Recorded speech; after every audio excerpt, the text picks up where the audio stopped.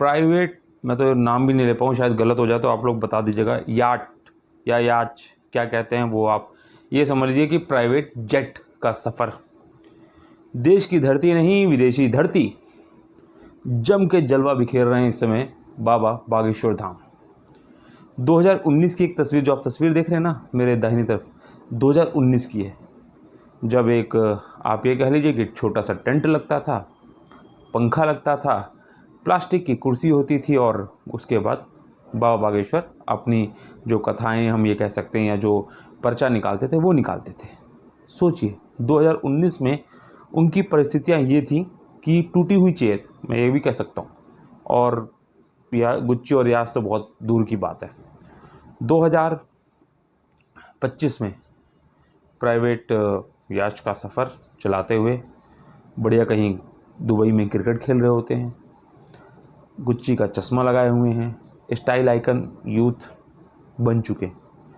तो अब लोग जो हैं वो ये कहने लगे हैं कि सबसे अच्छा जो मेहनत है ना वो बाबागिरी में है, क्योंकि दूसरी चाहे एमबीबीएस करना हो, चाहे आईएएस बनना हो, चाहे कुछ भी आपको बनना हो, इंजीनियर, सिविल सर्विसेज, कुछ भी आपको करना हो तो बहुत कड़ी मेहनत शिद्दत मांगता है। बाबागिरी में आप कुछ ऐसा कीजिए कि आपका नाम हो, और उसके बाद उदय आपका ऐसा होता है कि महज 4 से 5 साल में आपकी पूरी किस्मत बदल जाती है। आप मेहनत करके, किसी आईएएस को देखा आपने प्राइवेट जॉब चलाते हुए, या किसी, हो सकता है आईटी वाईटी वालों को तो आपने देख भी लिया हो, लेकिन जो सर्वश्रेष्ठ पद है वहाँ पे भी आपने नहीं देखा होगा। लेकिन बाबा लोग मर्सिडीज़, ऑडी, कौन सी ऐसी गाड़ियाँ हैं जिसमें नहीं चलते होंगे। अब लोगों का कहना यह है कि जब ये बढ़ते हैं, हर इंसान को बढ़ने की आज़ादी है, हर इंसान को अपनी निजी ज़िंदगी में क्या कर रहा है वो उसकी अभिव्यक्ति है, उसकी स्वतंत्रता है।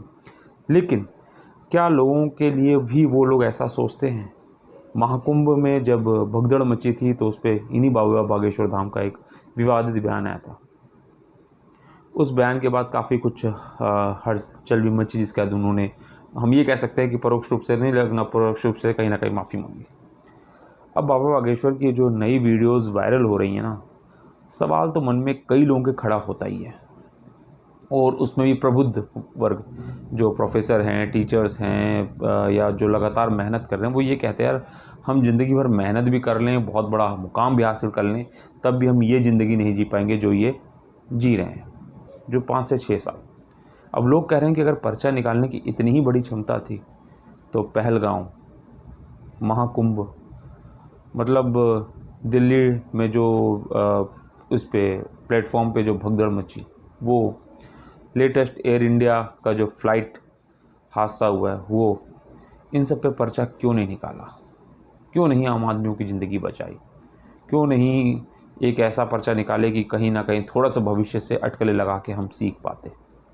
तो अब ये तो आप लोग जस्टिफाई करेंगे कि बाबा बागेश्वर की राह सही है गलत, कमेंट बॉक्स में बताइए, क्योंकि केवल बाबा बागेश्वर नहीं, बहुत से ऐसे बाबा हैं, महात्मा हैं जो इसी राह पे चल रहे हैं, और जो शायद हमें भी लगता है कि वो संदेश समाज को गलत जा रहा है।